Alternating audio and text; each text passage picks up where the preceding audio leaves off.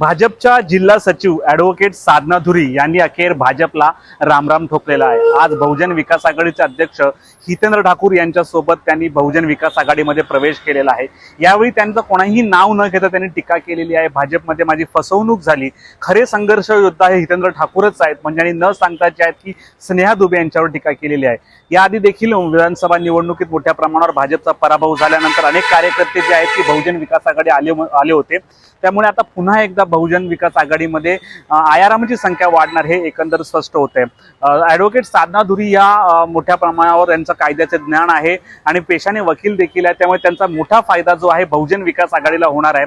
आणि मी लोकनेते हितेंद्र ठाकूरांकडे कुठल्याही प्रकारच्या पदाची मागणी करणार नाही, मला ज्या कामाची जबाबदारी द्याल ते काम मी नेटानं पार पाडेल असं त्यांनी सांगितलेलं आहे। त्यामुळे खरे संघर्ष योद्धा हितेंद्र ठाकूर हेच आहेत असं सांगत त्यांनी आज बहुजन विकास आघाडीमध्ये प्रवेश केलेला आहे। या प्रवेशामुळे जे महापौर अजू पाटील जी उपस्थित होते त्यांच्यासोबत अनेक पदाधिकाऱ्यांनी आणि अनेक वकील संघटनांनी देखील बहुजन विकास आघाडीमध्ये प्रवेश केलेला आहे। त्यामुळे येत्या काळामध्ये बहुजन विकास आघाडीची ताकद ही दिवसेंदिवस वाढत चालणार आहे। येत्या काळात पुन्हा 3-3.5 वर्षांनी ज्या काही विधानसभा किंवा लोकसभेच्या निवडणुका येतील तोपर्यंत अनेक भाजपतून लोक जे आहेत बहुजन विकास आघाडीमध्ये प्रवेश करतील आणि पुन्हा एकदा बहुजन विकास आघाडीचा पारडं जे आहे जड होईल, यात काही वेगळं सांगायला नको। या प्रवेशानंतर ॲडव्होकेट साधना धुरी आणि हितेंद्र ठाकूर यांनी नेमकं काय सांगितलं आपण ऐकलं। मी एवढंच सांगेन की गेली 35 वर्ष त्यांनी सातत्याने वसईसाठीच काम केलेलं आहे। वसईसाठी झटले आहेत ते आणि खरे संघर्ष योद्धा जर म्हणायला लागलं तर त्यांनीच संघर्ष केलेला आहे वसईसाठी, वसईच्या पाण्यासाठी, वसईच्या ब्रिजेससाठी, वसईच्या रस्त्यांसाठी त्यांनीच काम केलेलं आहे आणि अजूनही ते लोकांसाठीच काम करत। त्यांनी कधी कुठल्या मंत्रिपदासाठी त्यांनी हव्यास धरलेला नाही। मला एक छोटीशी वेळ असेल तुम्हाला तर मी एक छोटीशी तुम्हाला एक आठवण सांगते जी मला माझी भाऊजी त्यावेळेला अशोक रणखाम ते त्यावेळेला मुख्याधिकारी होते, म्हणजे त्यावेळेला महानगरपालिका नव्हती, तर त्यावेळी ते सुद्धा आप्पांबरोबर आणि मला वाटते सावे असायचे त्यावेळेला त्यांच्याबरोबर, अशी काही लोकांबरोबर ते असायचे।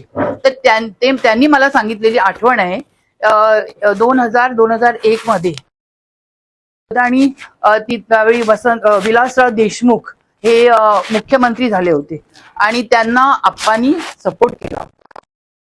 तुम्ही वसईचा विकास जो आहे तो तुम्ही करा, तुम्ही विरारचा ब्रिज बांधून द्या।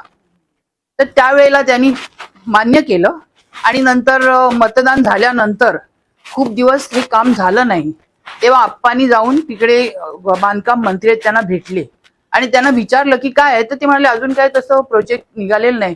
आप्पा एवढे भडकले ते म्हणाले की हे तुम्ही जर काम एका महिन्यात जर केलं नाही तर तुम्ही लक्षात ठेवा काय होईल ते। हा त्यांचा तेवढा दरारा होता त्यावेळेला आणि तुम्हाला सांगते 15 दिवसाच्या आत त्याची ऑर्डर निघाली ब्रिजची।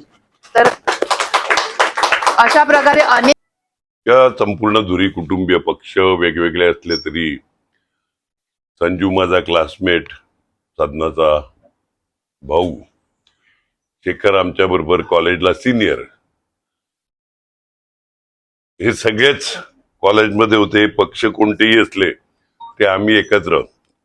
वाईट एकाच गोष्टीचं वाटते, आज आमच्यातून मस्तपैकी एक लीगल सेल बघणारी किंवा महिला अध्यक्ष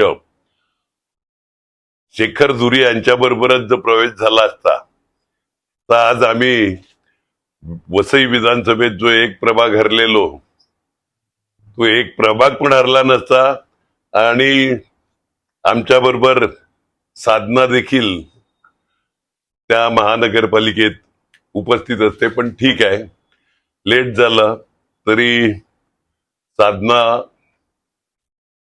चांगलं काम, जी काही जबाबदारी मिळेल त्या जबाबदारीतून पक्षाचं आणि लोकांचं, पक्ष म्हणण्यापेक्षा आपण इकडे निवडणुका लढतो ते आपल्या लोकांकरता आणि लोकांना न्याय मिळवून देण्याच्या दृष्टीने चांगलं काम करेल। मनपूर्वक साधनाच्या बरोबर आलेली फरजाना, नवीन आणि अन्य सहकारी या सगळ्यांचं मनपूर्वक स्वागत करतो, मनपूर्वक शुभेच्छा देतो।